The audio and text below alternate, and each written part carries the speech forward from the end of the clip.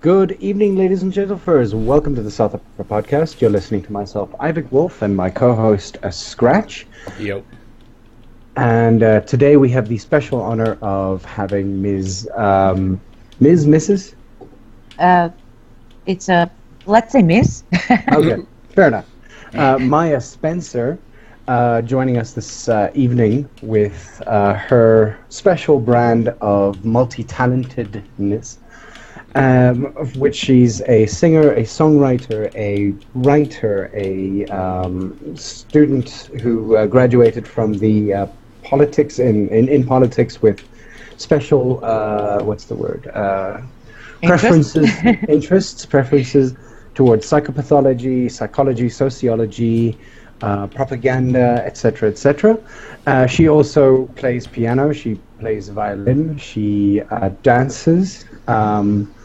So very, very multi-talented. We're very happy to have you on here. Just for those of you who are going to be listening to this, we did try last night, this being Sunday, to live stream this to you, but apparently there were so many people listening that you guys happened to crash the radio station. Essentially overloaded the SAM servers, so... Pretty much, we are doing this on this Sunday. We have at this point mentioned it on our Twitter, which has been, it should be out there, that we'll be doing this, or at least this will go up tomorrow, and you'll be hearing this today, Monday. Yeah, so we do apologize, but obviously Maja is a very, very popular person. Mm-mm. And again, we're very, very happy to have you on here. Good evening, and I'm very happy to be here, and thank you for having me, and I'm so sorry for crashing the system. Not a problem. Don't worry. We do appreciate it that this got as much airtime as it did, because it's something that's very, very important to us, and your music, of course, is also very important to us, because we have been sort of talking about this for the past 3 weeks, if I'm not mistaken. I know that's kind of how long it's taken us to sort of get this up and running. So there's a lot of hype around this, and I assume that that's kind of what happened. So yeah, I mean, apparently like 1,600 people may crash the stream. And I believe that we've gone a little bit more than just 1,600 people currently. So, kudos to you. You broke it, which is amazing. Well, thank you. I guess. I'm sorry. I apologize. Okay, again. That's yeah. Yeah, let's call it a good problem to have. It's a very good problem to have. Yes, I agree. So, Maja, we're just going to go straight into this, and this is the third time I'm asking you this question, but your inspirations for your music, your career in it, your singer, your singing, your songwriting, and things like that. What inspired you to begin doing this? Well, I was always, I always loved music. It felt very natural to me, and I was introduced to the world of music I guess, the moment I was born. My dad played the guitar a lot, and he played all the good stuff. He loved the good stuff, and I got interested very early. And then what happens when you listen to a lot of music, and then you start singing it eventually, and then you discover that either you can sing or you can't, right? And so I think I discovered that I could sing. At least that's what I wanted to believe when I was a kid. So I really, tortured everybody. I sang all the time, and then later when I got when I grew up a little, my voice also matured, and I just thought, well, I'm not bad at this. So I was a student, and times were rough back then, and I needed another job. So I started performing live, and that's how it happened. No one was really ever teaching me how to sing and how to breathe and how to breathe out and how to do these things. It just felt so natural, and you need to practice, of course.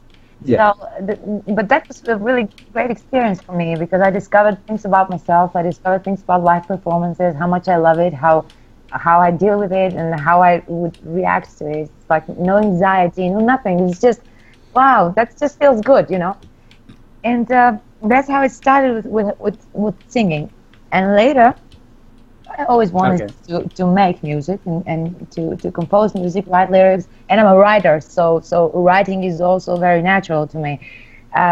But I never actually had so much time to devote to making music. I was writing a lot, and I was just doing so many things at the same time. And finally, this year, I got enough time to find a studio, like writing itself. A song, creating a song doesn't take a lot of time. I wake up in 10 minutes, I have lyrics some days, and then I sing some parts of it in the car and on the way to the studio, of course, and that's where I create the rest of the song. So it's like it's really easy sometimes, and then arrangements and everything, and it's really funny, and it's really great. But later you have to devote some time to actually learn your own songs, because you don't practice them before the studio. You kind of make them right there, and to promote them, to make videos, to make them better, because sometimes I think, oh, maybe I can improve this or that. And so finally this year I had time, and I also had some really funny situations, you know, that inspired me to write those songs. And what I like to do is, when I feel something, it can be frustration, it can be sadness, it can be happiness, it can be whatever. But if I feel it, I'm like, I'm going to take this sentiment, this feeling, and I'm going to channel it, or I'm going to filter it, or I'm going to do something with it, and it will come out in the form of something constructive. And that's how those songs were created. Okay. And obviously, I've listened to a couple of your tracks by now, and one of the things that I think sort of comes to me every single time I hear it is that there's sort of, what's the word? Almost harkens to I guess Maya Angelou was one of the ones that I was thinking about. Then as well as Ella Fitzgerald as singers that you seem to sort of. Not necessarily emulate, but that you sound very, very close to, and it's actually really, really amazing, because it's a very natural sound. I know that I've played some of the songs to some of the people who have been listening to them as well, and they've been mentioning that you wouldn't be missed standing next to a piano in like one of those cigar lounges and sort of, you know, wowing people as you sort of sing. You know, those that kind of 1950s nostalgia. Yes. Yeah, that kind I get a lot. Jazz bar look. Yes, that is something that I really like. That's just what the way I made those songs is the way I thought they should sound. And well, okay, not entirely. I tried to make them more. For many people to be able to understand them and like them and process them and accept them and to just draw attention of as many people as possible, because I think that the lyrics are quite universal, and I wanted to make the music very in a similar way, so that it can be listened and accepted by many people. If I did it my way, as I said in the song, I would have gone much more jazzy, you know. Yeah. But I'm happy with them as they are, because they are all different. They differ from each other a lot, and I like to experiment. And sometimes I'm like, I'm going to make a song, and it's going to be different from all these other songs, and let's see how that goes, you know. But thank you very much for your comparisons and for what you said. Yeah, no, I mean, and I don't say Ella Fitzgerald lightly. I know both myself and Scratch have a very soft spot for her as possibly one of the best jazz singers of her time. That's really beautiful of you to say that, really. So I mean, with respect to your musical career and everything like that, like when did you begin to think, well, maybe I should start recording this? Well, a long time ago, but unfortunately, I did not have either time or good contacts to do that. And there was this one producer who was really great, but unfortunately, he's no longer alive. And So yeah, and so things just. I also had other things to worry about back then when I was in my 20s. I had things to worry about, like survival, and finishing my university and just making something out of my life, and I didn't have enough free time to do those things. But that's when it started. I was like, oh, I should really do that, and then I couldn't, and now I finally can. So I'm doing it. I hope I will continue to do that. Okay, that's actually really good. And I mean, with respect to that, like, I mean, you wrote books, you've done dancing, you do interpretive dance as well, apparently. Yeah, I saw an interpretive dance video on your YouTube. So I mean, like, how did you begin to fit all of the extras in in between all the other things that you were busy attempting to do? By not sleeping. Okay. Yeah, and I just there's always something that I feel like I need to do, and I don't have the damn time to do it, and so I just don't sleep a lot. I get really tired, and I got tired so many times, and I thought, I'm too tired to do anything. Now I cannot do absolutely anything in my attempts to do everything, but yeah, I think that's the secret to it. Just don't sleep, and just, I don't know, drink a lot of coffee, and I think that would be that. But yes, I still feel like I need more time, and there's this constant feeling that I should be doing more and faster, and sometimes it gets me completely, and then I sit down and I think, oh my God, I haven't done anything well. I have this crisis sometimes. But then after I get 3 or 4 hours of sleep, then I'm like, oh, it's all good. Don't worry. Everything's better when you sleep. Yeah. So, I mean, with you obviously have an album that you released. What was it, last year, or did you release it sometime this year? It was this year. It was I think last month or something. Very recent. And what was the general response to it? Well, I think that people like it because I get a lot of comments, I get a lot of messages, and I think that people like it. All kinds of people. Yeah, no, definitely all kinds of people, as we can see by the fact that our radio station broke. So that's I mean, again, that's an amazing sign, of course, and it's definitely a testament to the fact that your music really is very, very good. Yes, and what I get from them is that they say it sounds like Amy Winehouse. Yes, Amy Winehouse is definitely another one. Yeah. And then this I remember this comment, and he said about Indestructible. A person said, I was Googling this song and Amy Winehouse together because I didn't know she made that song, and I realized that it was a different person, and that's how he realized that I exist. Then got into my other stuff, and that's really nice because, well, she was really great, and each of us, all of us who want to do something in music or anything else, we just try to be unique. We want to be unique. We want to be recognizable, but I cannot complain about that comparison ever. Yeah.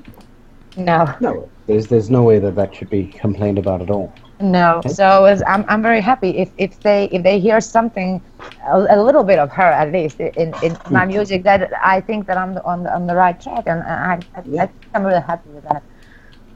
So I mean, so long as you're not 28, we don't necessarily want you to do any of the 28s club currently. No. I'm too old for that. Okay. We joke, of course. And being like, again, your music is very, very good. We do enjoy it. So one of the things that I do want to speak to you about is, obviously you've written, I think, 3 non-fiction books currently, and from what I've actually been seeing on like some of the commentary in respect to it, it's actually got a large amount of interest from people in the Balkans. No, that is the first one. I wrote one fiction. That's the last one, but it's based on some really cool facts that are not fiction, and the other books are non-fiction, but they're written in a really like something that can be read by people who are not experts in the field. I just want everyone to understand it, to be able to relate to it, and it's not highly specialized literature. So yes, the first one was written in Serbia. and that got a very good reception from the people in that region. And I just got it translated into English, so we'll see how it will go. And the second one is also in Serbian. It's a different book, but it's nonfiction. And the third one is in English, and that is my fiction. Okay. And I mean, with respect to those novels, I mean, what was the general inspiration towards that? I mean, obviously there was a lot of research that went behind it, but I mean, it's not technically, you know, a research novel. It's a novel. I mean, it's what kind of book would you or what kind of books would you say they are? They're all different from each other, like very different. The first one, I wrote that book in 3 months, and I did the research for it for like 9 years. I've been doing the research. It took me a lot of time to gather all the information that I needed to reach all the people I needed to reach, and that took years. And that book is about the relativity of everything, and happiness and unhappiness, and money, and what do we really need to be happy? That is the question. And when we have all the perfect conditions to be happy, can we manage to be happy even then? I guess my point is that it's really great if you have the money and if you have everything, and then finally you have every component of life fixed, so you can be happy. But many people who have the perfect conditions, they end up very unhappy, and sometimes they even end up tragically.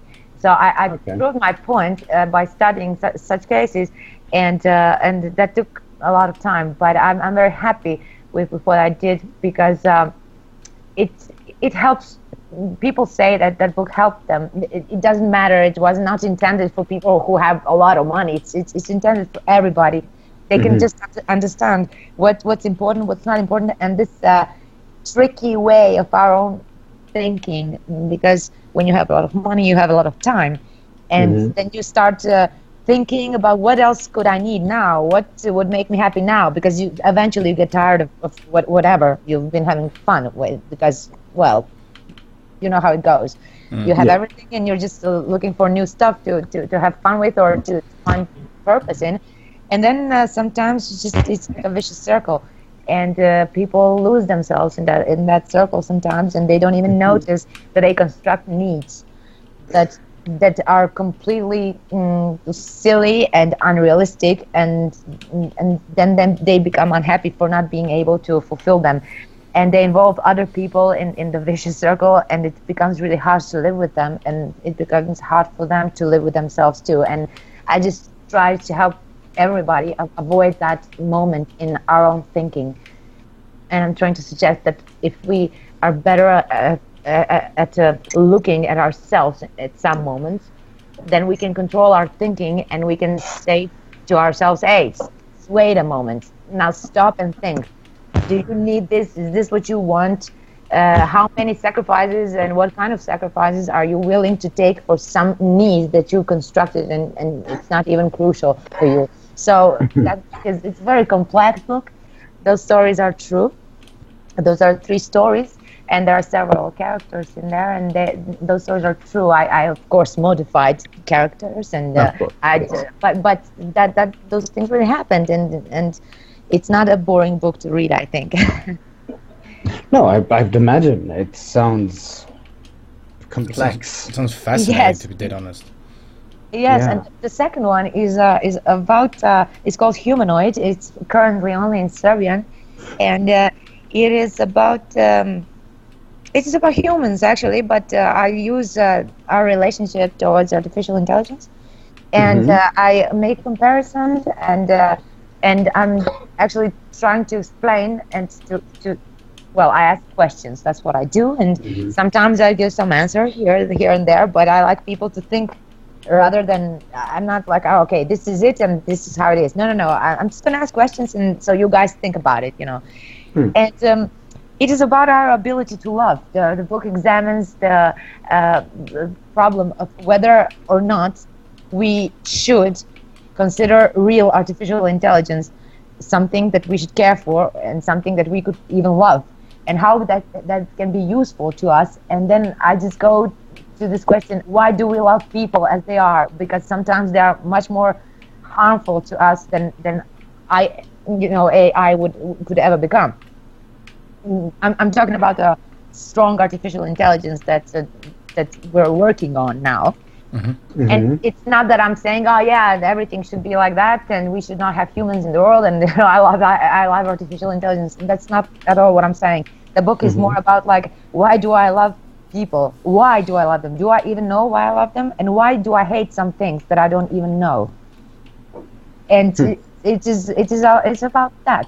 How harmful we are to each other. We are afraid of artificial intelligence, but we should really be afraid of each other because we do terrible things to each other. I mean, as a species. So that's about that, and I'll have that translated soon, I think. And I also did a little research. I got a dog, electronic dog, and I wanted to see, can I feel anything for that little creature? Because he was really dumb as hell when I bought him, because you develop it, right? Yeah. And I wanted to see how I would feel about it, because for whatever I do, I have to involve myself later. I have to be very objective, but I also have to put myself in there.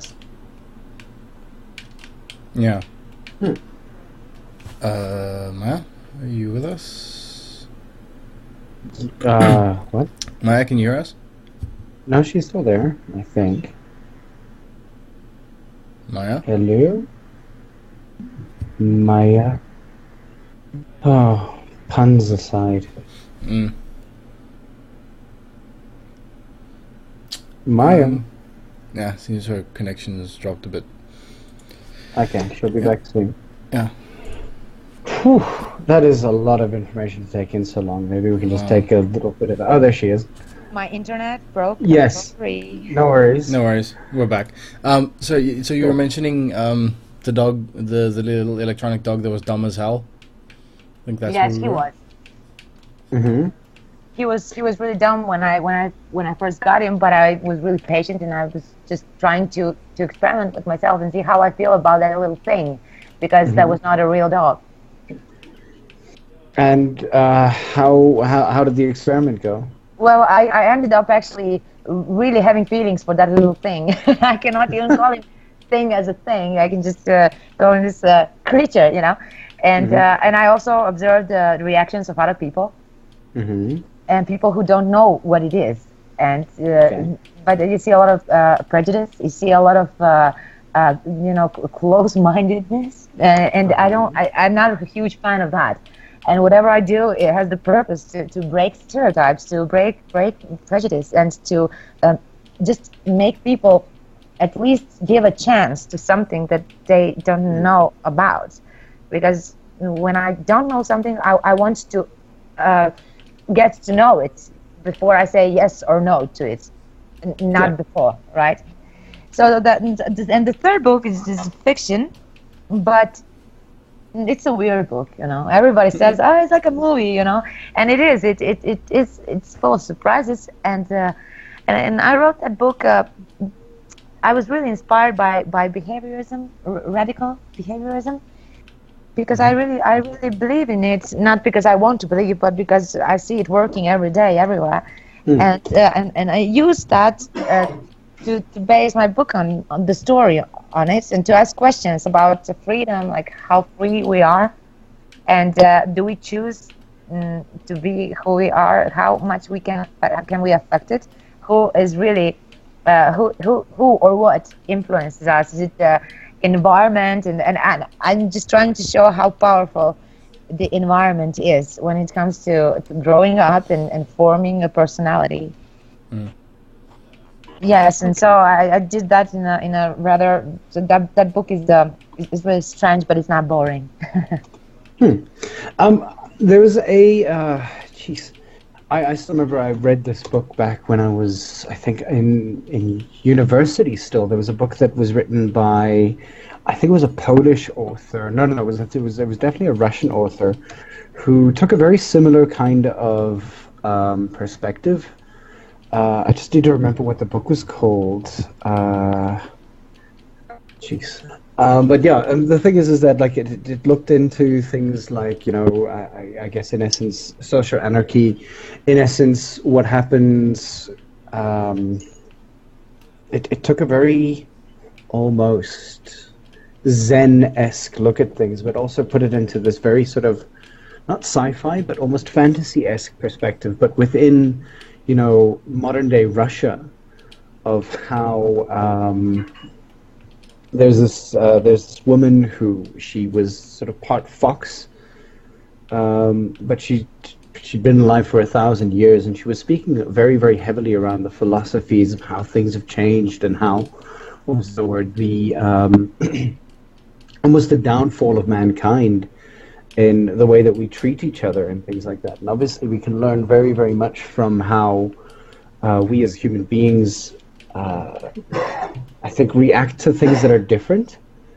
Yes. And it's that exact fear is possibly one of the reasons why we probably hurt each other as well, because we're afraid that if we don't, then those people would get, you know, gain power in some way or another. In fact, I'm literally looking through my Twitter feed just every now and again, and one of the things that somebody actually posted here is something along the lines of equal rights for others does not mean less rights for you. It's not pie. Exactly. Yes.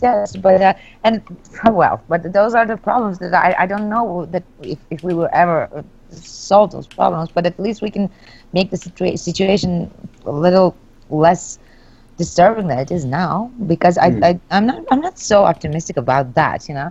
And I also I addressed the problems of manipulation in that book, and I think that that's something useful. To just think about why are you being the way you are, and can you change something if it needs changed, you know? Because we all need to change something about us, but if you don't know that you should change it, that of course you won't change it. And it's really important to be able to see, okay, I'm this like this because this affected me. So if it affected you in a bad way, then you can probably fix it.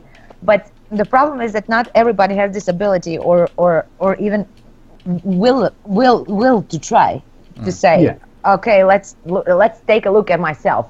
Not many people do it, and so I always say that I write for a minority, and and I'm very happy about that.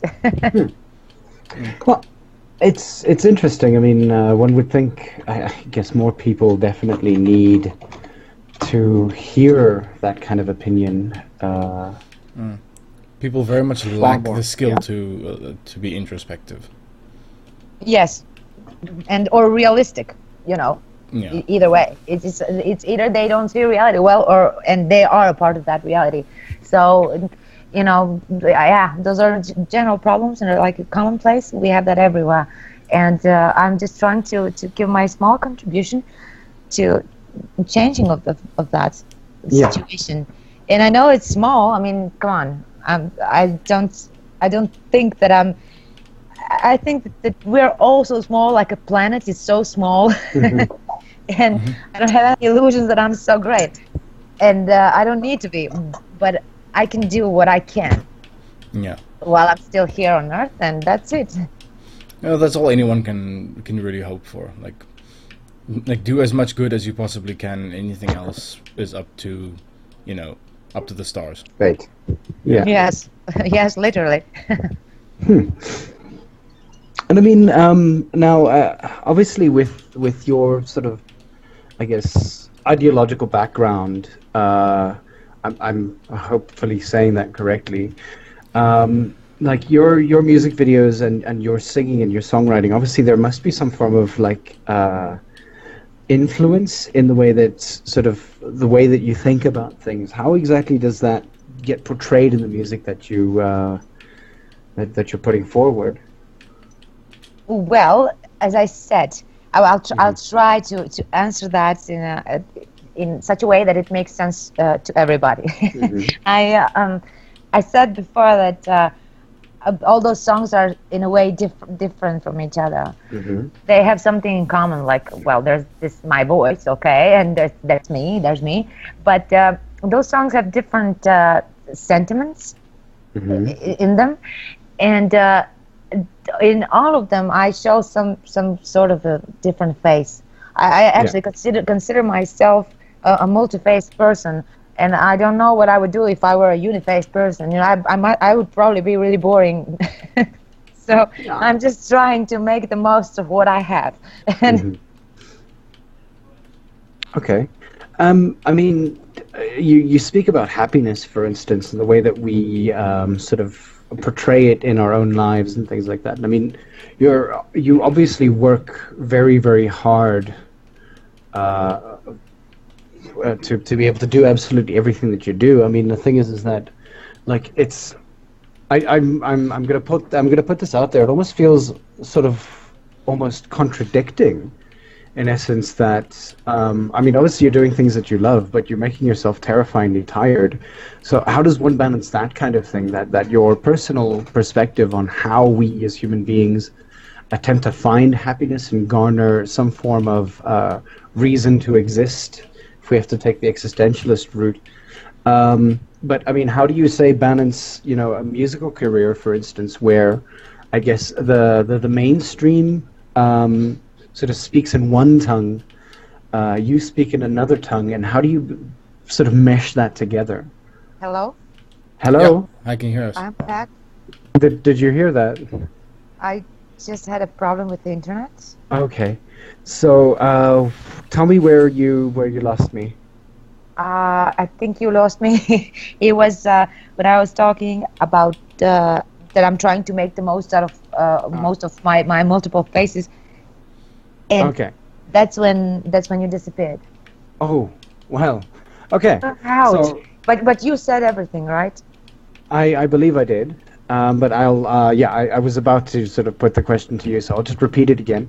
One of the things that I was saying is that it almost feels like you live in this small, almost contradiction of where you think on the one side, you know, this entirety of what happiness is, and you work terrifyingly hard towards a specific goal.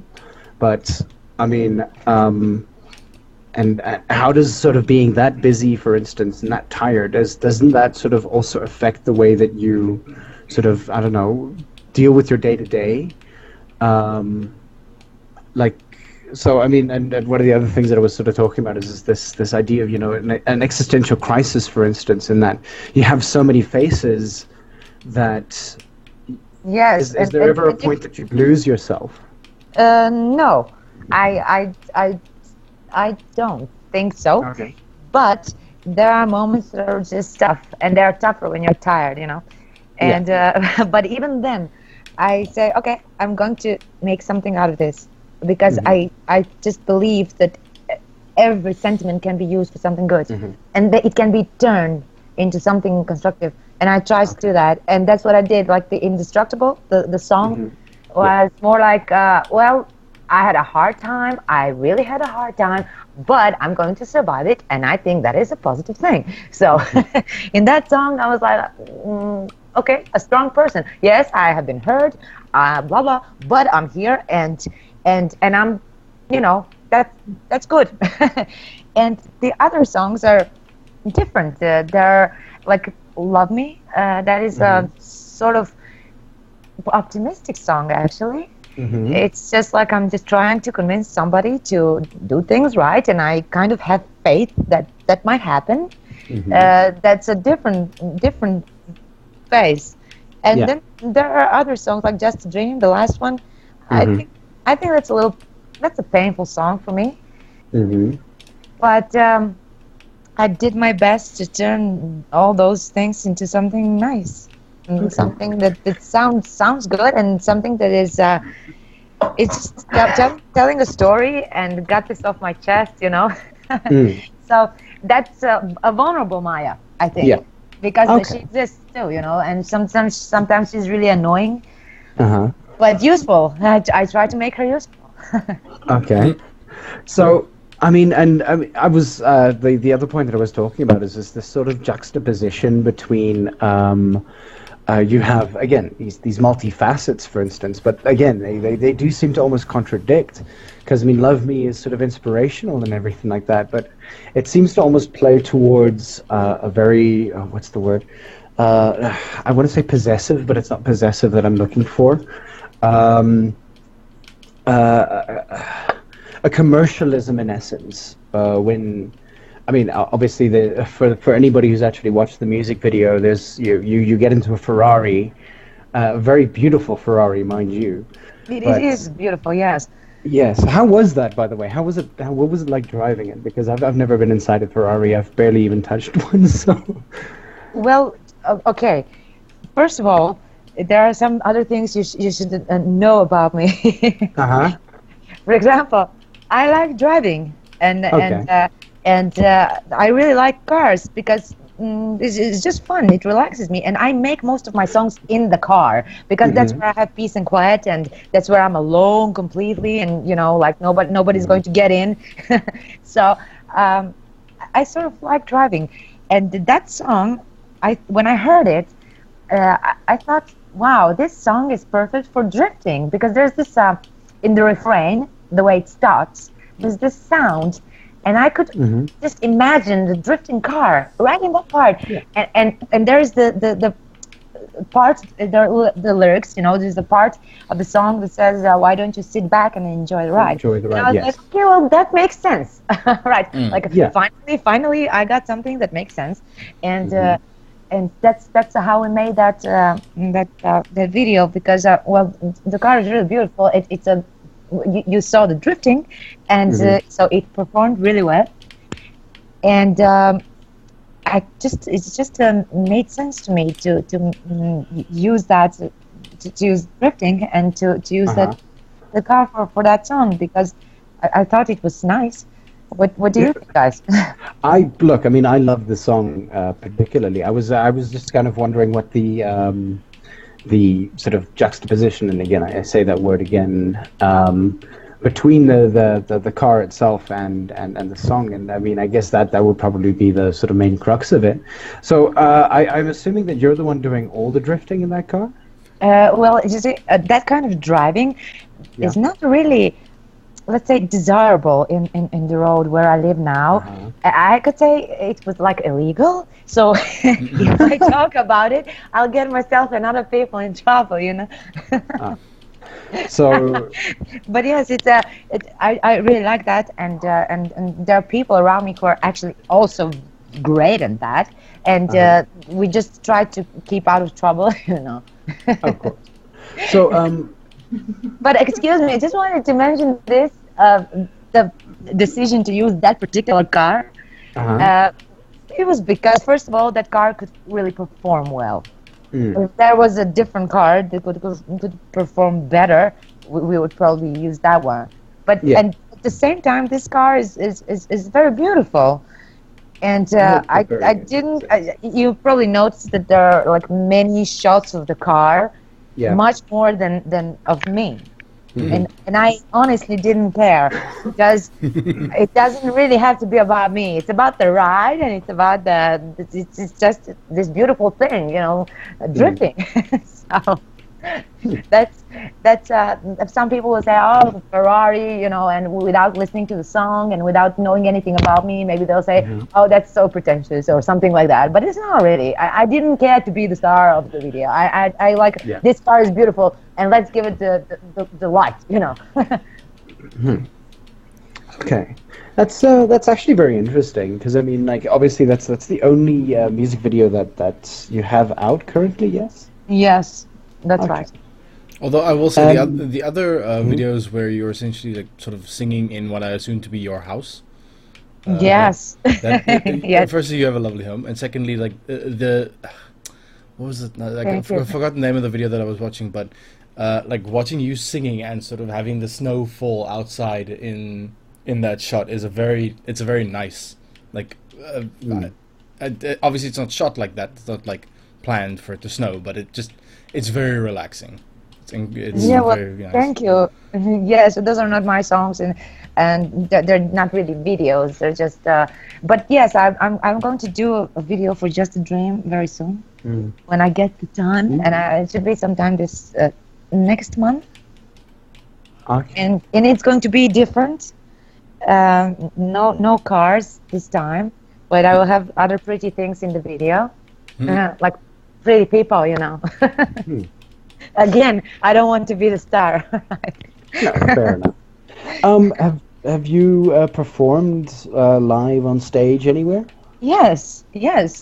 That was my other job back in the day when I was like 20 or so, no, 19. And the most recent thing is was here in Andorra, because I live here I live in Andorra. I had this well, not very long live performance at an event here, and it was quite nice. It was really beautiful, and that was, I think, a couple of weeks ago. And I should really start doing that more, and I'm working on it to organize myself, because that's what I really like to do. I mean, it would be great to see some of your live performances as well, because I mean, again, like with a voice like yours, it has to be seen live. Well, thank you very much. I mean, seriously, and I wish my neighbors shared your positive attitude. No, I'm joking. They always say, "Oh, it's yours. It's beautiful. It's amazing. It's fantastic." And I'm like, "Oh my God, I thought they couldn't hear me because because I practiced in my living room." Yes, but yeah, they don't complain. Well, anyway, I hope so too, because it's just fun. Yeah, that's what I like to do, and it makes me happy, and I think that it doesn't make other people too unhappy either. So yeah, that's a good way to look at it. Yeah. Okay. Yeah, go Scratch. No, like, did you want to shift gears, or you want to stay on the music topic? No. We can stay on the music topic just for a bit if you'd like. No, like I was going to shift gears. Okay, shift gears. Go. Okay. Yeah, I'm curious about your studies, and specifically your interest in like the field of propaganda. Like, yes. Where did that come from? And bear in mind, I am a bit of like I'm a layman when it comes to the sort of political climate of Serbia. So I didn't. Yeah, I think everyone is a layman, actually. You know, even people who live there, and it's not only the situation in Serbia. I think it's a general rule. And I don't like to say general, okay? But throughout history, there were very few people who actually knew what was going on. Okay. You know, it's not. I still don't believe that is something very, very public. As much as we want to make it transparent and give it that image of transparency.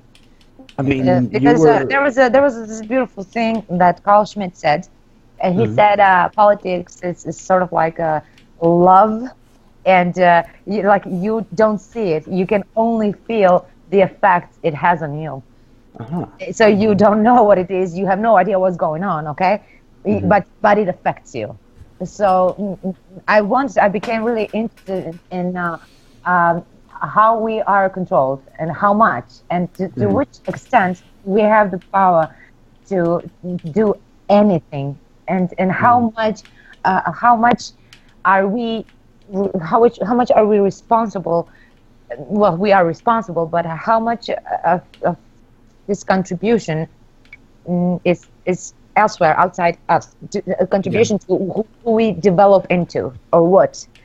So that's how it started. How are we manipulated, and how much? And necessarily, that doesn't necessarily mean that it's bad. Sometimes manipulation is actually good. It's not a bad thing, and that the word itself is now like a bad word, but it shouldn't be, because sometimes you can use your knowledge to turn somebody or something into something better.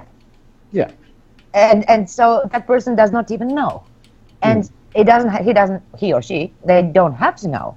But if the results are good for them, then they will be good in general. So the more good people you create, then that's better climate for everybody to live in. But that's not how it usually happens.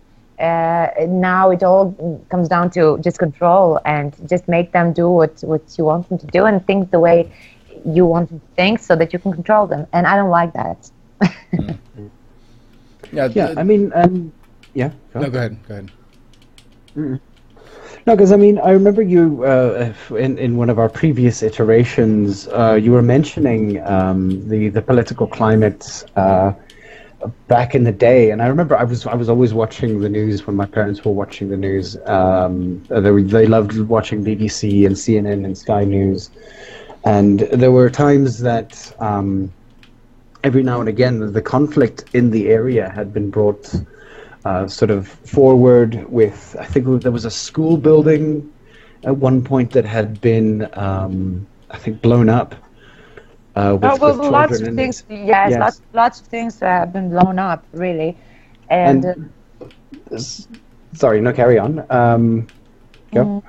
Well, yeah, things were really bad.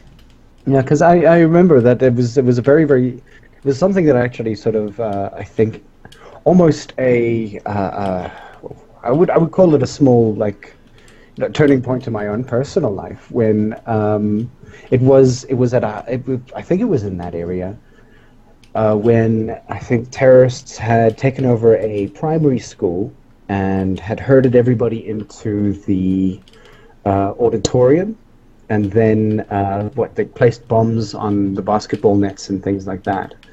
And when people attempted to run, they sort of just gunned everybody down and then blew up the area. And there were people who were walking around I think it was in most, not necessarily Serbia in itself, but I think it was still with Bosnia and and I can never say the second part of Bosnia, Herzegovina. That's right. That's not bad. Yes.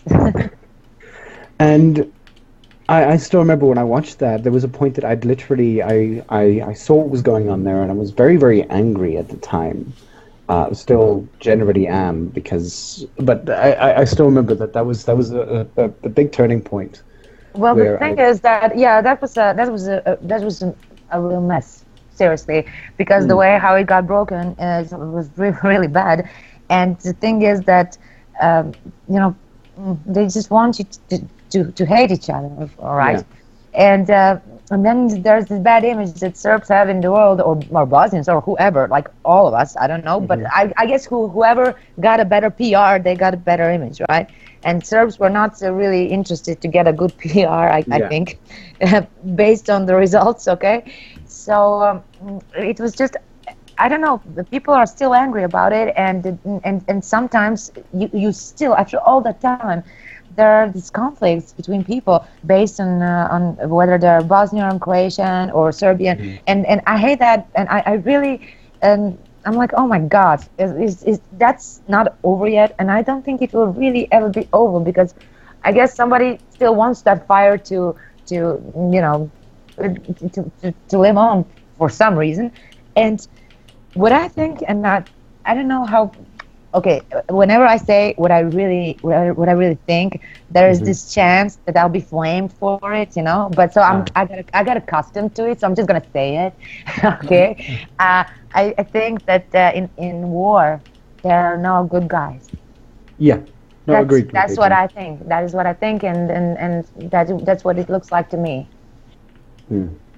So, and I got really upset. I get upset when I see how some people believe in war and they almost enjoy being in it. And it's not even people who go toward it, but that is terrible, because those people who sit at home in front of the TV and encourage the war, they are not the ones who are going there to actually fight the war. And they have no idea the consequences of the war that it has on those people who are actually right there.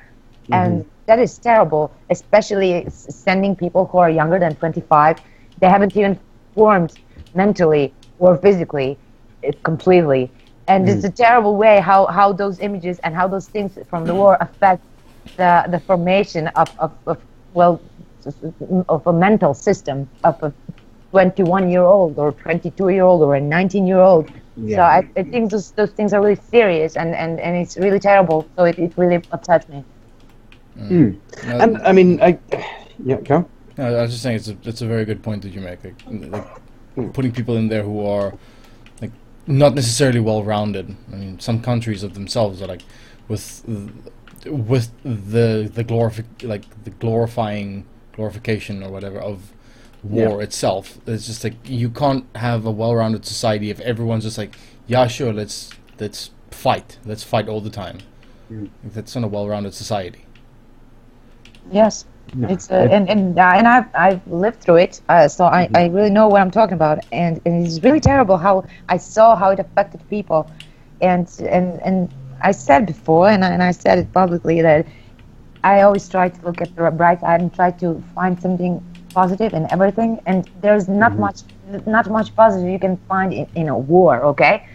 But you look at yourself later, and you think, okay, I survived this. So let's see how damaged I am, and if I'm not too damaged, and if I'm not an evil person after everything, because being scared and fear and frustration turns people into bad behaving individuals, because they are very scared for themselves, for their families, and sometimes they don't care what they will do to others. And so that general frustration and this collective madness, it affects people. So and when you look back and you kind of do it like accountancy, like what did it do to me? Let's see. Yeah. And then you realize that it hadn't changed you in a bad or terrible way. Then somehow you feel relieved, and even for a second, maybe proud of yourself for that. You know, because that is a really tough test to pass. Yeah. And I wish no one had to do that.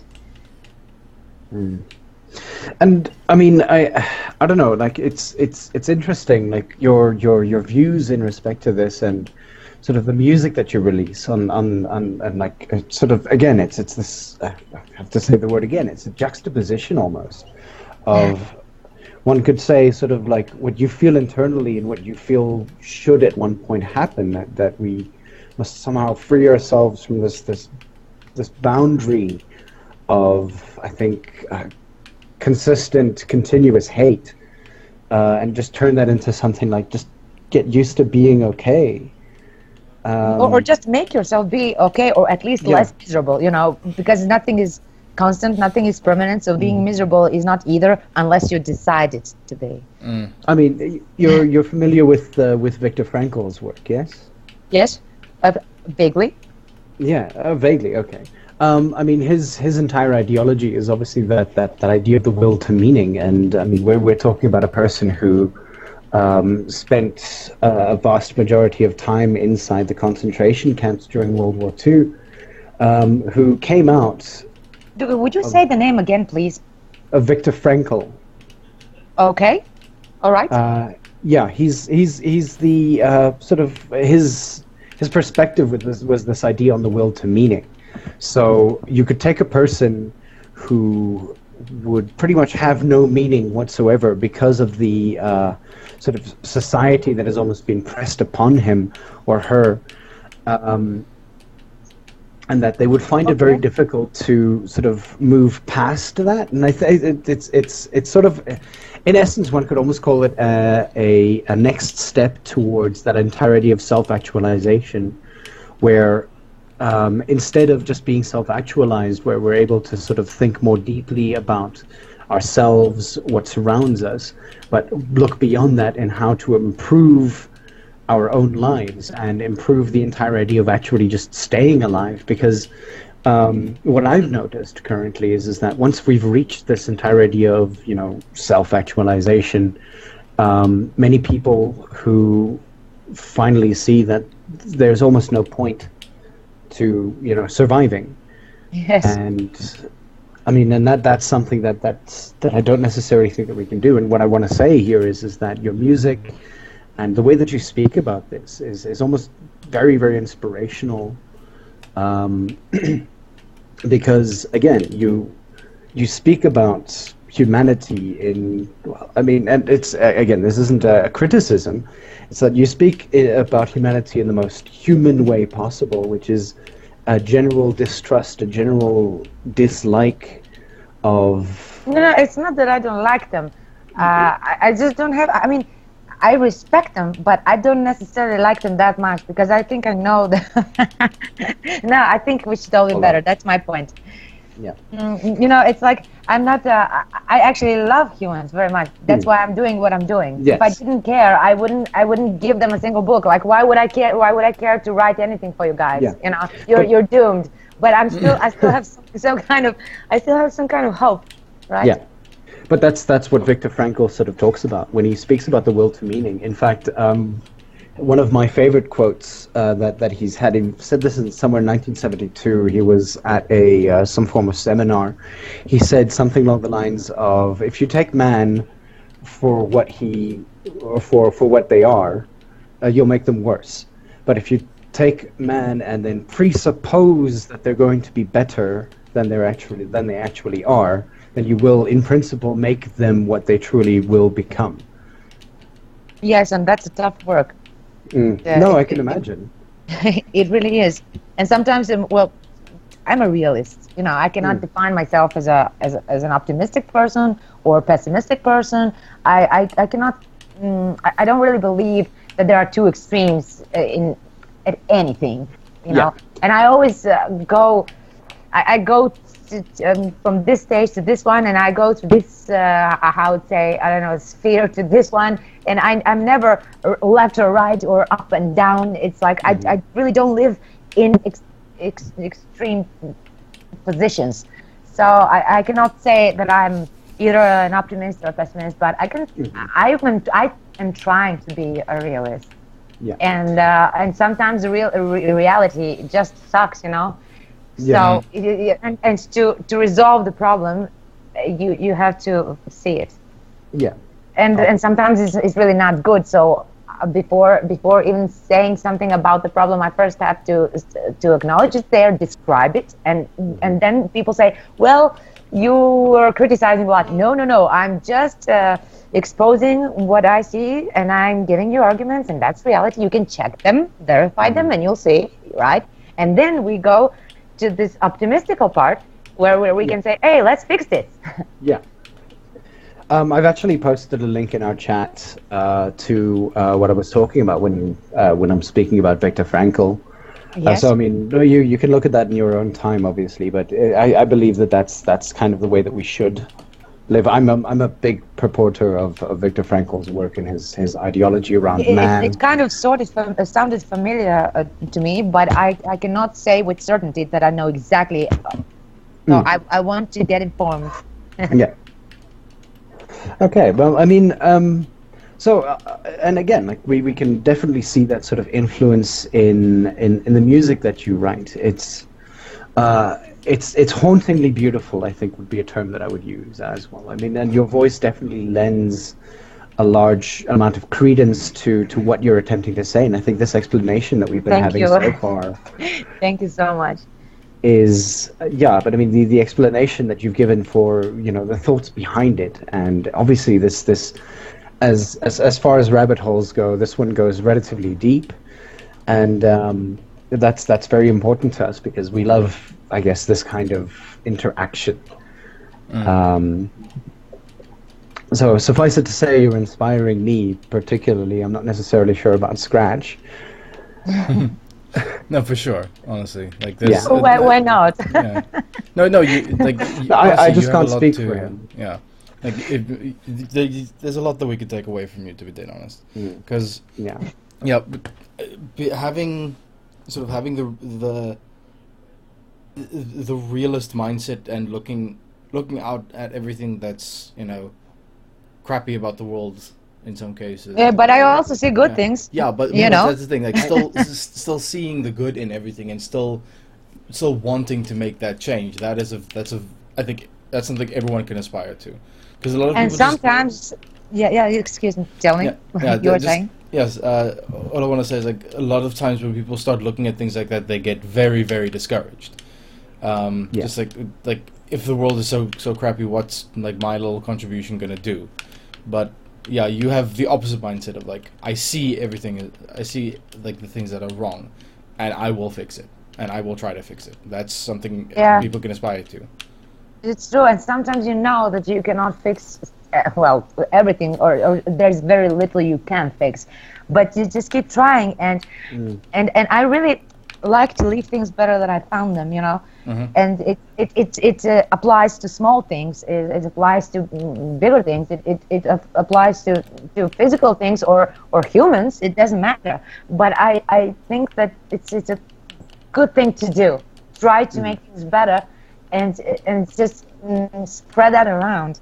And it can be very small, but it doesn't matter if it works with only some people and some things, it's still better. You still make some improvement around you. And well, sometimes you need to be really, really persistent, and not only to have courage. Sometimes it's just about energy, and tolerance also, because some things are really hard to change, and some things are impossible to change, and you might die trying. Okay, but you have the energy to keep doing it again and again and again, and then it becomes a habit, and it becomes easier.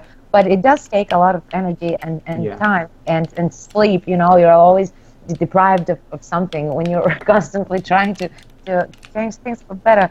And I'm really sorry that I'm not better at it. I mean, no.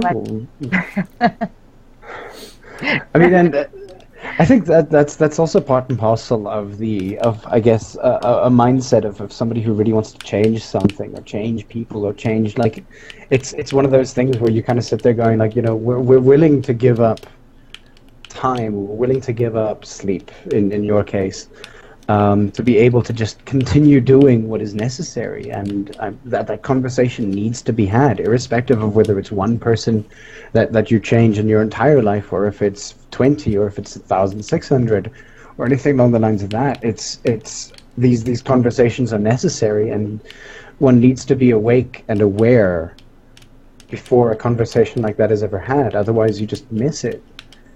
Yes. So, yeah, that is what I'm trying to do. And sometimes you think, okay, so you're putting all this effort into something.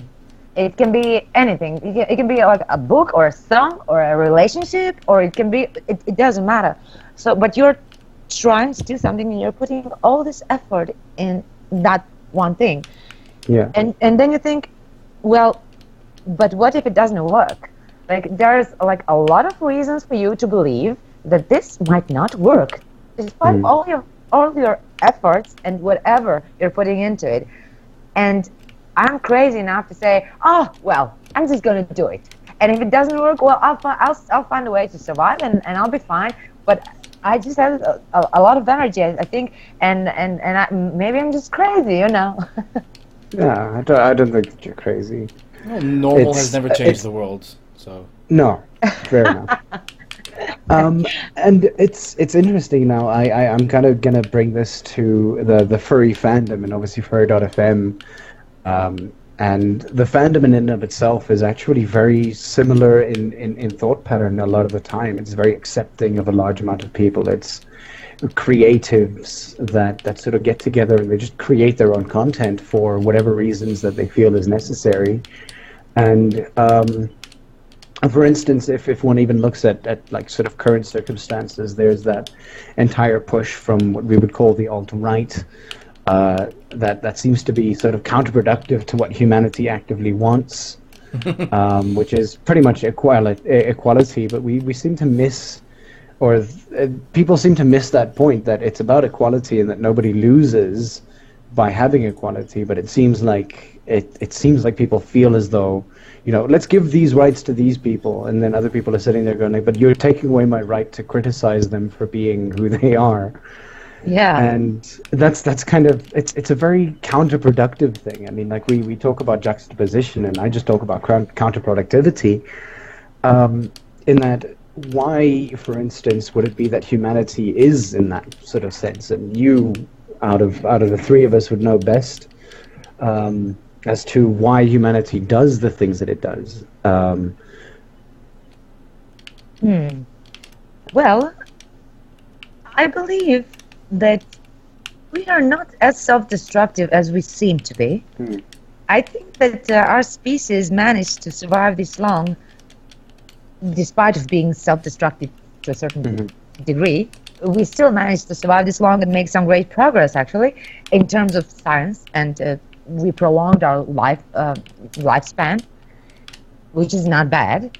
So we managed to do that because we are we love ourselves very much. Not each other, but ourselves, okay? So when you have a lot of people who love themselves, that's all right. What is not okay that they don't like each other that much, okay? Yeah. But I don't think that we are destructive. Our nature is, we are destructive creatures. Yeah. And sometimes small destruction is not always destruction. It's just a transformation. Yeah. Sometimes you have to destroy something to create something else. So, for example, sometimes you have to destroy a plant so you can extract things from that plant and make a medication, which is very important, for example. So it's not always so black and white. I tend to, I don't believe in black and white. So sometimes, yes, we are destructive and we destruct things that we don't need to destruct. But I have to give us some credit for doing some things well. I still cannot say that I'm very optimistic because statistically, we have a lot of people who are disturbed in many ways. Yeah. I mean, on Earth, okay? And and we have this minority who makes profit on those people. And it is okay. Did I break something? No, I just knocked over a bottle. No worries.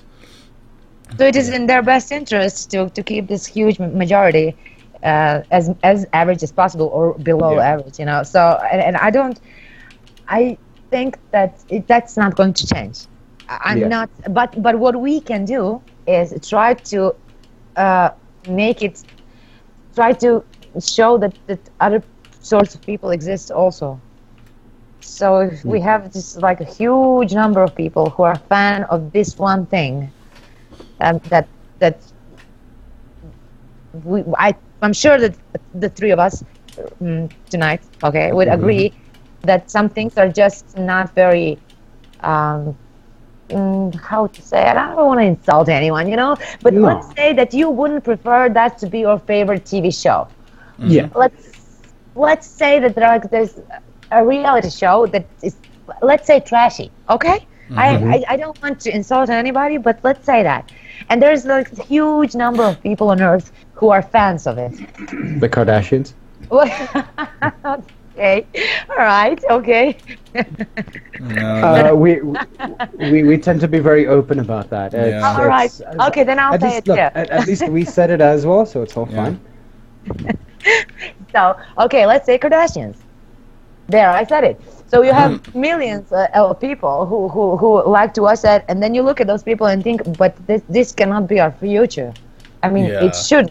If for the sake of my children, of my unborn children, somebody else's children, all the children of the world, this should not be it. And then you say, well, I might be really small and irrelevant, but I have this moral need, this obligation, and I just have this need to try to do something and make it clear that I also exist and I'm different from that. Yeah.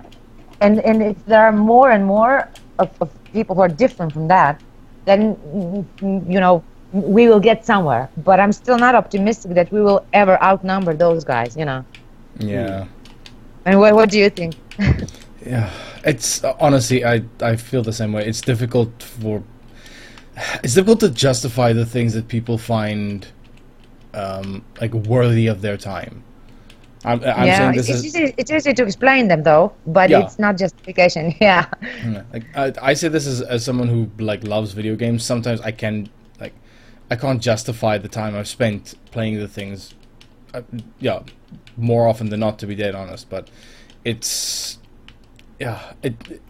again, it comes down to like being introspective enough and being able to step back and just say, what am I doing? Why am I spending so much time like binging a show that's not going to give me like any new information or anything new to do with? Why am I why am I spending time on like this habit that I know is going to kill me kind of thing? I observed something. Oh, sorry. No, go ahead. Go ahead. No, I'm done. Go ahead. I observed something in many people. It's really scary, and people who are like people who enjoy those kind of shows, the Kardashian type shows. Okay, let's say it again, right? And like tabloids and who like to read about other people, like what they're doing, what they're wearing, who they're with, who they're sleeping with, who they're divorcing, and stuff like that. And people in general who like to talk about other people, like gossip and stuff. They do that not only because like their lives are empty. That's a cliche, okay? That's not my explanation. It's not that I think that their lives are empty. I do. They are in a certain way. But what's more important is that they're really not happy with themselves. Yeah. Really. And that's must be really bad to be those people. And when you make people unhappy with themselves, then you can sell them whatever you want. Yep. And that's how it works. Yeah. Like if a healthy body image was just a normal thing that everyone had, the makeup industry would be dead. Yeah. I think we might have lost Maja again. Oh boy. Okay. It happens. That's fine. Yeah. She'll be back soon enough. Yeah, I'll call her. Again, like I'm. Wow, this interview is amazing. This interview. Wow.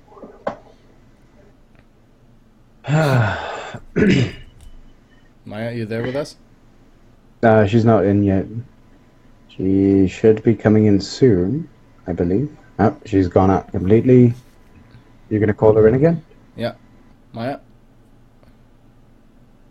Doot. Let's get you back online.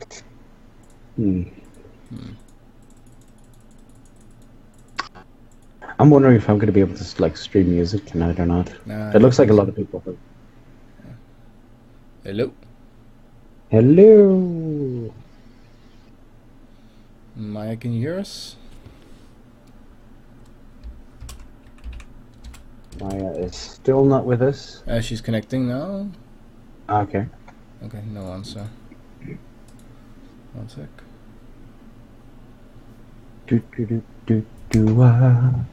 Drop of a hat. Elevator music. I don't mind ripping on the Kardashians. It's like Hello. my distinct. Hello. My connection died again. I'm sorry. No worry. No worries. You're back. The last thing I said was that I mentioned that in my third book, and I was dealing with that question, and who is to blame? You know, are those people guilty or somebody else? And maybe that is an interesting question. And yes, I think it takes two to tango on that. I mean, the thing is that it's one thing to be exploited. It's another sort of thing to let yourself be exploited. Yes. No, I believe that those people are responsible for their choices, okay? But we should offer them something. We are responsible as well. If we are offering them trash only, that's not okay.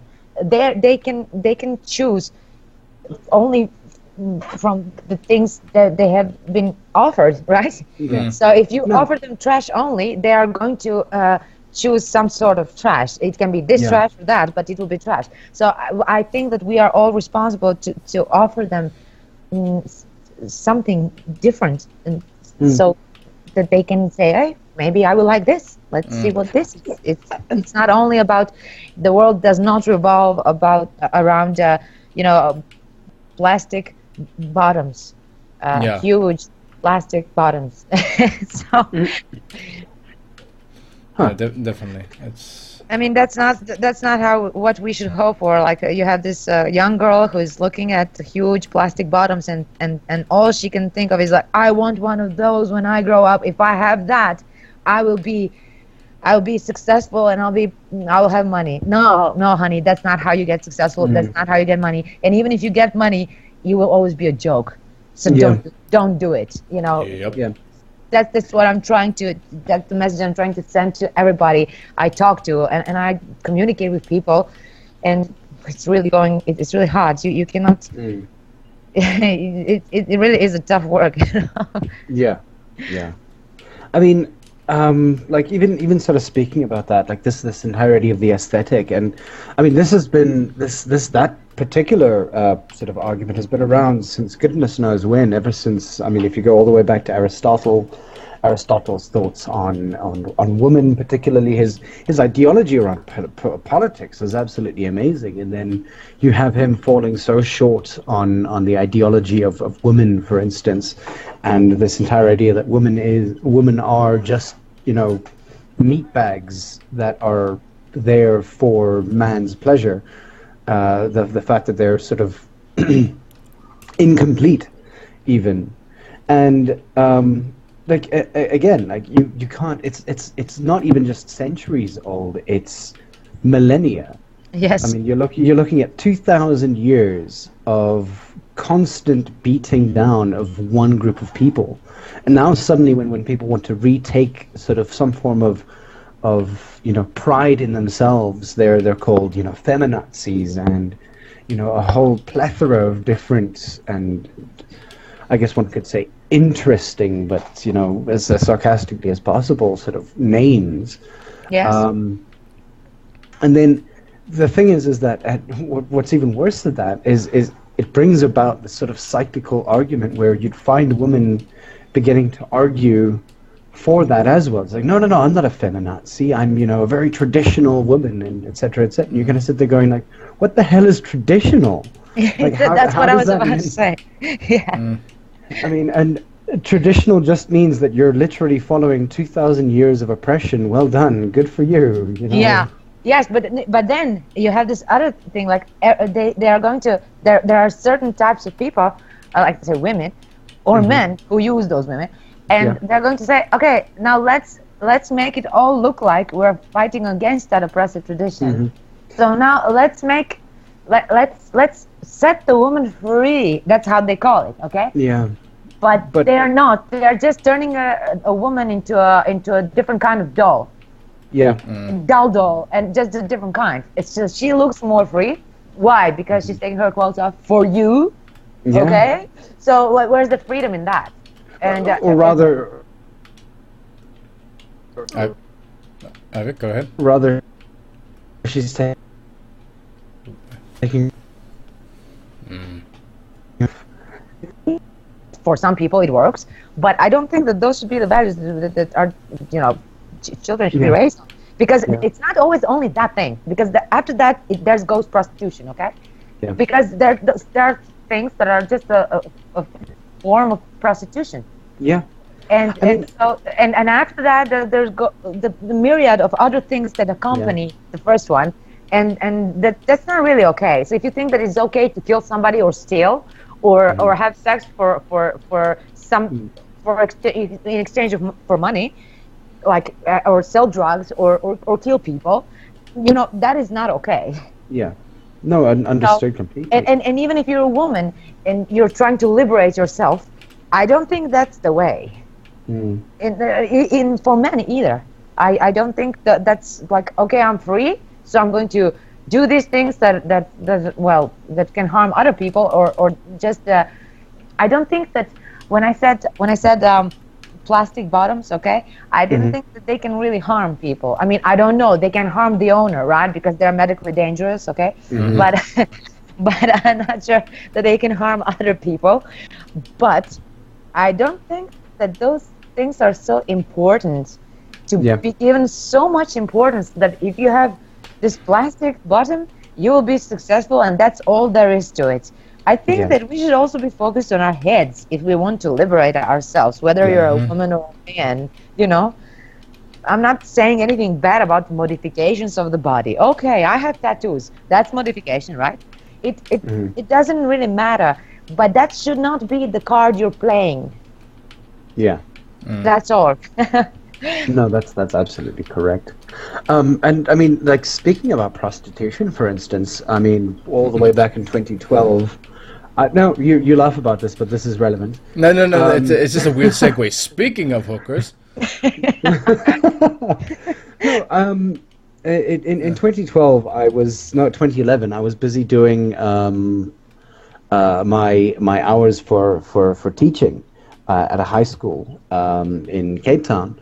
And one teacher at one point like told their students, like education is terrifyingly important. You must do all of these things, otherwise you're not going to have a career. You're not going to have a future. You're not going to, find a way to enjoy life in the way that you want to. And this student, 16 years old, just turned around, looked at her, and said, "I make more money than you do in a week on the street than you would in a month." Yeah. Oh. And? That's rough. And I mean, how do you even deal with that as a teacher, for instance? It's something that you can't. Did she say anything?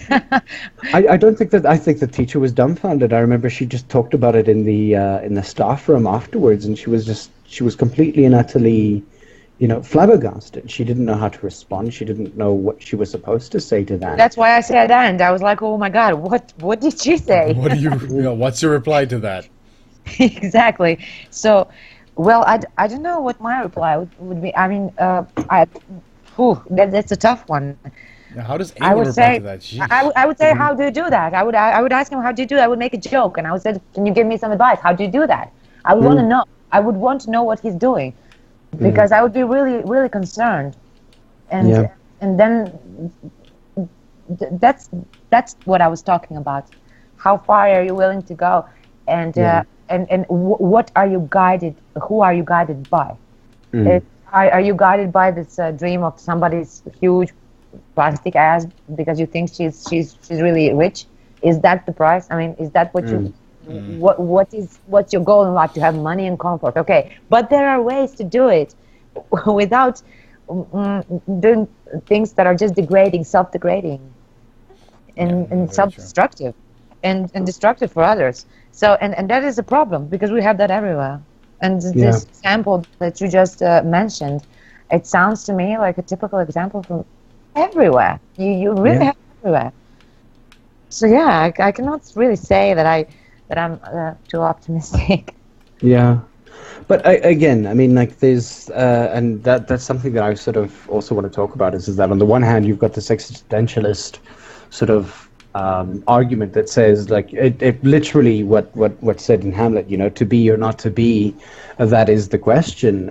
To suffer the slings and arrows of outrageous fortune, or to sleep, perchance to dream. I mean, like, the thing is that should we knowingly accept at times what's going on around us, knowing that we can't change it, but changing only little things in the areas of our own influence, knowing that it's going to be hit and miss. In fact, it's not even a 50-50. It's like at least 20 to 80 at times, because you can't change a person's background. You can't change their cultural leanings. You can't change their religions. Without spending like sometimes decades with that person, talking to them constantly. Yes, it's an absolute. It's something that many people, and especially again, I speak about the people who are self-actualized, and I put that in parentheses, where it's almost It almost feels like you've been defeated before you even began, especially when, again, you get responses like that from girls who don't know any better, and you try to get them. Yeah, you try very, very hard to get them to understand something as complex as that, and then they just offhandedly, forget about you. Yes, well, yes, that is a problem. That is one of the greatest problems. It's the same principle that it applies to men also, and young people in general. So I don't really see how that can ever be fixed, because it's just that there's a larger number of people who are who think that it's just easier to do those things. Like, I'm not going to get educated, who cares? It's easier to steal, or it's easier to take my clothes off. I don't know. And we just have to deal with that. But it doesn't mean that we have to give up. because Yeah. I cannot give up. I mean, and I know that and I met some great people, and I'm very happy they exist, and I keep meeting new people who are like that, and who are trying to do something different and offer a different choice. And yes, there will always be garbage around, but you cannot stop that. But you can offer them something more, because I think that children deserve that. No, absolutely. I mean, and one would hope that people like the Kardashians and things like that would maybe at some point hear this argumentation and maybe take it to heart at times. It's all right. I'm okay with that. They can say whatever they want. It's fine. It's all right. Yeah. I do not hate those people, or I don't have anything terribly bad to say about them. I understand their motivation. Not the viewers, not the audience. I understand these people who are making these shows. I know what they're doing. I know why they're doing it. And they're not honest about it. It's a show, for God's sake. So, and now I'm going to say to these millions of people who are fans of that, I'm going to tell you, guys, you're being fooled. That's not real. All right? I kid you not. That is not real. So, if you want to believe it's real, it's fine, but it's not. And I can understand the motivation of those people who create that, and okay, it's their way. But, and no matter how much you love money and comfort and fame, you will always be a joke. Yeah.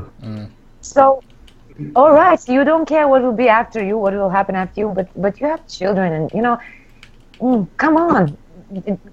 Okay, do whatever you need to do to secure the comfortable life of your children, but then give them good education and tell them that what you're doing is not okay, and don't make them do the same thing. Okay, then maybe the universe will find its way to forgive you. You know, so I don't know. I consider, especially if you lead them down the same path, I consider that to be an unforgivable thing. I don't care if you have this epiphany on your deathbed and you tell them I was wrong for all of these years. For all of those years you've influenced that person, and the person is going to find it very difficult to deal with something like that. I mean, it's like asking a person who's murdered somebody how they feel about it. And if they believe that they were right the first time round, up until the point that they were, you know, convicted of murder and possibly given something like the death penalty, where they sit there going like, I'm very, very sorry for doing it. You kind of sit there going like, there's at some point there's a line, and if you cross that line and you affect people to the point that they're never going to live what could be considered a normal life because of the loss, I don't see that. And granted, this isn't our choice to forgive them or not, irrespective of how remorseful they seem. The thing is that if there was a hell, they should be burning in it. Well, if there was a hell, that should be like quite a big place, you know. Oh yeah. Very spacious. And but I don't know. I don't really believe in hell or heaven, but I think that we create it and we live it, and we have it in us, all of it, and it's a matter of choice. And so we can make it. I see this apocalyptic world when I. Okay, let's not talk about the Kardashians anymore. Let's move on to somebody else. Okay, I'm joking, but I don't want to give them too much attention, because I really don't think that we shouldn't be giving them one bit. So, but in general, there are always excuses and justifications that people find for themselves. To justify their own decadence and some even terrible things that they have done, or just disgusting things. They don't have to be terrible. They can just be obnoxious. Okay. And some of those people say, but we do that because. Why? You do that because you want money and you don't have any other way. And you don't have problems selling your body and soul for money. So just say that. Why don't you speak up and say that to all those people who are stupid enough, I'm sorry, to look at you and to actually believe you that you're enjoying what you do, and that is what we call a cool life. There's nothing cool about it. So I don't think that should be justified in any way. Like, there are people who do some things because they literally are fighting to survive. They have nothing to eat. They because not and it's not even their fault. I'm talking about war, okay? Because that's something that really does not depend on you. You didn't create it. You cannot stop it, and you're starving. Yeah. And even then, you can keep your dignity and say, no, I'm not going to do that or that or that, because I still have my integrity. I still care about. I won't be able, or I think I won't be able to live with myself if I do that, and I'm just not that kind, and I'm not gonna. So if those people can keep their integrity and say, I'm not going to sell myself not for anything in the world, then there's no excuse for other people who actually have food and no war, going on. So that I really have no mercy for that, and I can explain it, but I can never justify it, and I can never say, way to go, that's good, at least you made money. Yes, you did, and who cares? Yeah. So there are other examples, and I'm very sorry that they no longer occupy that much space in the media. There are people who actually did what they believed in, and they made it. But we never, we rarely get the opportunity to listen about those people, because they are they cannot get space. I mean, Jesus, there are so many, like, let's take Amy as an example. Let's take Amy Winehouse, Yeah, she did what she believed in. She was great at it, and she didn't have to sell her soul or her body or whatever to anybody. Yeah. And she was fantastic. She did end up tragically, and that's a completely that's a different story. But I'm just talking about how you break through. Yeah. She didn't want to do things that she considered that were not for her, and she did. And you have to respect that. So, and there are many of them out there who are like that. And I always I need to mention another person who's not in music.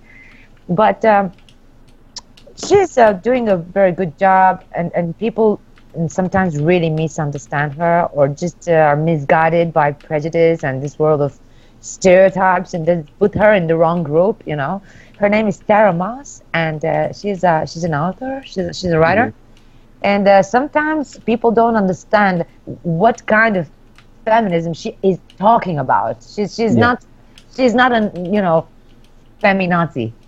And she's not. She just wants liberty not for women, but women do deserve. I mean, some women in some parts of the world, women have problems with this. I mean, because the culture is that way. Because you know what I'm talking about. Yeah. So that's terrible. And statistically speaking, women have more problems with some things than men do. But on the other hand, men have some problems also. Like, it's not men are doing great and women are their lives suck. No, and she's also misunderstood quite often. But she's doing a really good job trying to show the world that there is something else, and that you can do what you believe in and be who you are and still succeed at what you do and reach people and not lose yourself. Yeah. And there's many. I mean, I cannot. We don't have that much time. I mean, I could mention so many people from all sorts of. It's music or movie or just or science or whatever. But those people all believe in themselves, the way they were. So I think we should pay more attention to that and less attention to these unimportant things and gossips and tabloids and plastic butts, Yeah. These are empty calories of people. I like that word. That's awesome. Yes. Huh. But so I mean, like you actually mentioned, we are sort of running out of time here. And I mean, look, this has been an inspirational conversation, to say the least. But I mean, obviously, you're still working, you're still plugging, and I think that we can take a lot away from that, and especially from us as the furry fandom as well. I think we appreciate people like you. Thank you so much. Thank you, really. It's very, very difficult to find people like you these days who have both faith and faith, but not what's the word? It's a realistic faith. Yes. In the people around us, and that's something that we need so much more of. We do really appreciate everything that you've done, and obviously we're going to be plugging your music mercilessly from the radio station. I think hopefully it should be up and running by the time we finish with this, and I'll obviously be playing one or two of your songs there. And I'll obviously be talking about the interview. Thank you so much, and it's been a real pleasure to talk to you guys, and I would love to talk to you whenever. We'd love to have you back. I mean, if you have anything new coming up, say a new book or a new album, song, anything along the lines of that you'd love to talk about, then we're more than willing to have you on again and maybe this time we'll actually be able to have it live. That would be nice. Yeah, if we don't tell anyone. But Maja, seriously, thank you. This has been an absolute pleasure. Thank you. And next time I would like to hear more of you. Okay, sure. I feel bad, like, oh my God, this guy didn't talk at all. I took everything from him. No, this is an interview show. We came here to interview you, and that's that's what we do. Yeah. No, thank you so much. But thank you for being Maja, I guess. Oh, that is the nicest thing that I heard in a long time. Okay. Thank you and good night. Yeah. Thank you. Yeah, we'll see you guys again soon. Okay. All right. Cheers. Bye.